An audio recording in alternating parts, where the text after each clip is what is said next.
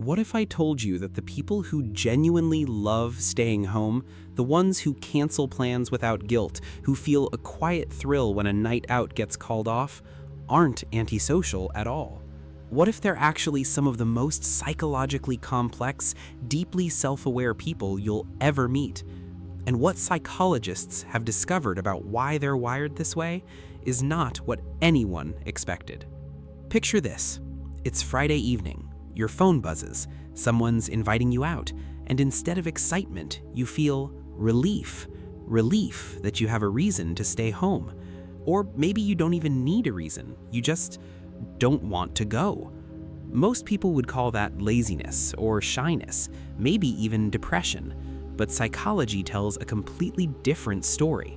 Because for a specific type of person, and there are millions of them, staying home isn't about avoiding life.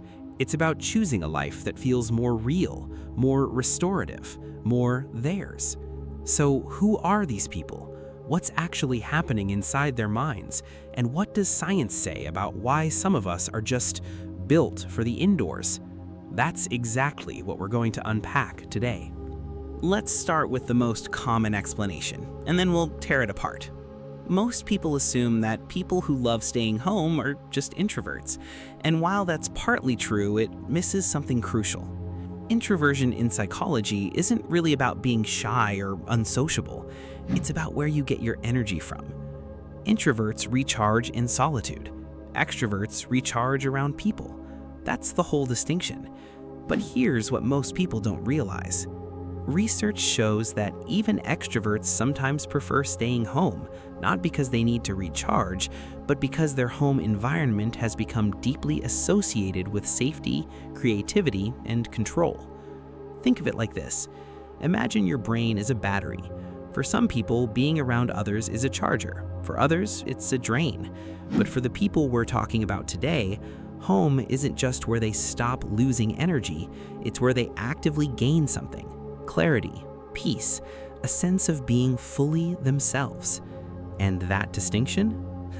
That's where things get really interesting. Here's a psychological concept that explains a lot about home lovers that most people have never heard of: environmental mastery. It comes from a branch of psychology called positive psychology, and it refers to the sense of competence and control a person feels when they're in a space they've shaped and understand. Your home is the one place in the world where you made the rules. You know where everything is. You control the noise, the lighting, the temperature, the company. Nothing happens to you there without your permission. For some brains, that predictability isn't just comfortable, it's cognitively freeing. You see, when we're in unpredictable environments, loud restaurants, crowded events, unfamiliar places, our brains spend enormous energy scanning for threats, navigating social dynamics, and managing sensory input. It's exhausting in a way we don't always consciously notice. But at home, that mental overhead disappears, and suddenly the brain can do what it actually wants to do: think, create, feel, rest.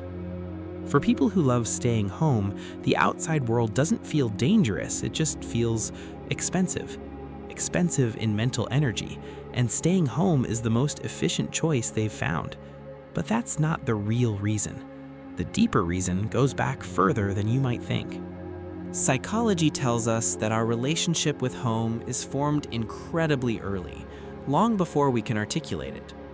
For many people who grow up to love staying in, their home was genuinely a sanctuary during childhood, a place where imagination thrived, where books, creativity, and inner worlds were more compelling than anything outside. These aren't people who were forced indoors. They chose the indoors and discovered that their most alive moments happened there. Over time, the brain reinforces this. Through a process called associative conditioning, your nervous system begins to link your home environment with feelings of safety, joy, and authenticity. The more you experience those feelings at home, the stronger the neural pathway becomes.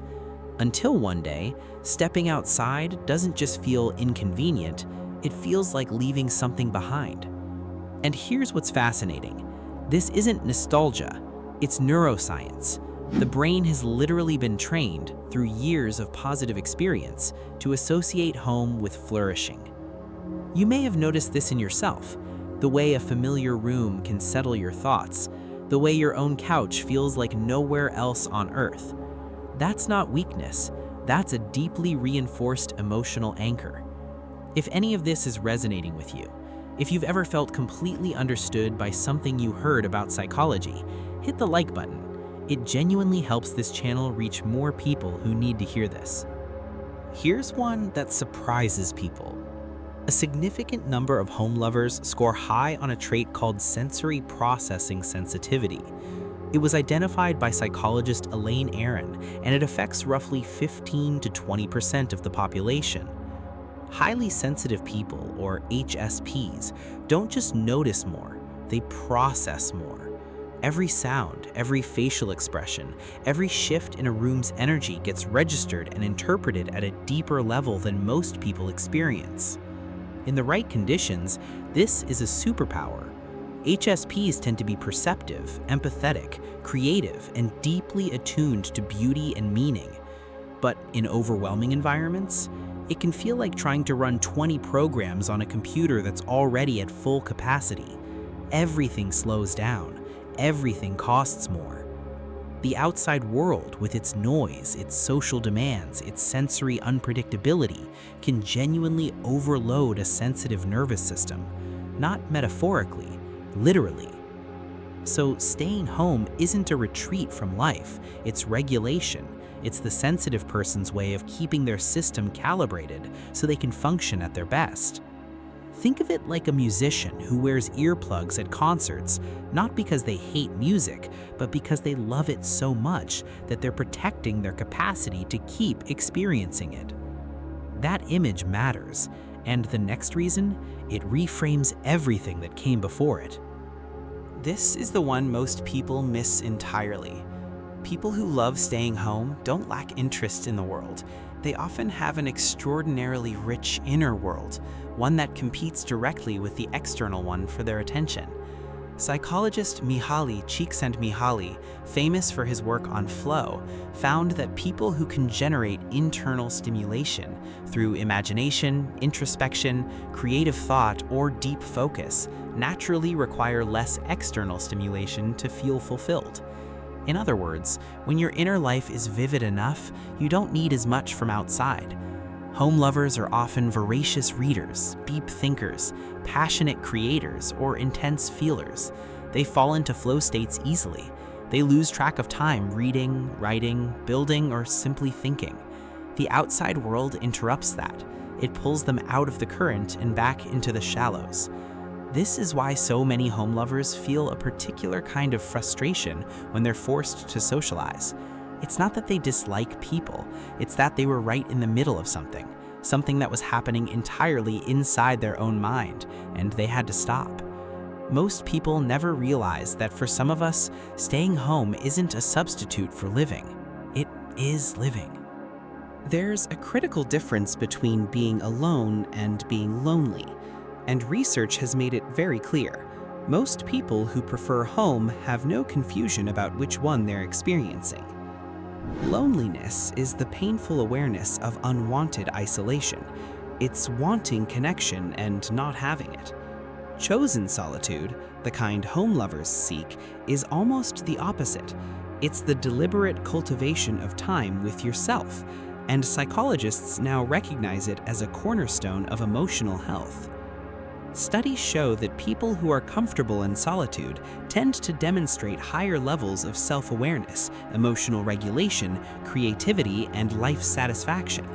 They're not running from relationships. They've simply learned that their relationship with themselves deserves the same care as any other. There's something almost radical about that in a world that constantly tells us busyness is virtue and sociability is health. Home lovers have quietly, calmly rejected that premise, and science is increasingly backing them up. But the most surprising insight? It's not about introversion, sensitivity, or even inner richness. Save the next 60 seconds, because this changes everything. Here's what ties all of it together. Psychologists who study the concept of the true self, who we actually are beneath all our social performances, have found something remarkable. Most people experience a gap between who they are in public and who they are when no one's watching. We adjust, perform, filter, and manage ourselves constantly in social settings. It's not dishonesty, it's just the cost of navigating other people's expectations. But for people who love staying home, that gap is particularly pronounced because they tend to be people whose truest, most alive, most authentic self only fully emerges in private, at home, where no one is watching, where nothing needs to be performed. Home isn't where they hide, home is where they exist. Everything outside, the social scripts, the small talk, the noise, the performance, feels like a translation, a version of themselves that's slightly off, slightly dimmer. And once you've tasted the clarity of being fully yourself, in your own space, on your own terms, why would you voluntarily leave that unless you had to? That's not a flaw. According to psychology, that's one of the highest forms of self-knowledge a person can have. So the next time someone tells you that you need to get out more, remember this.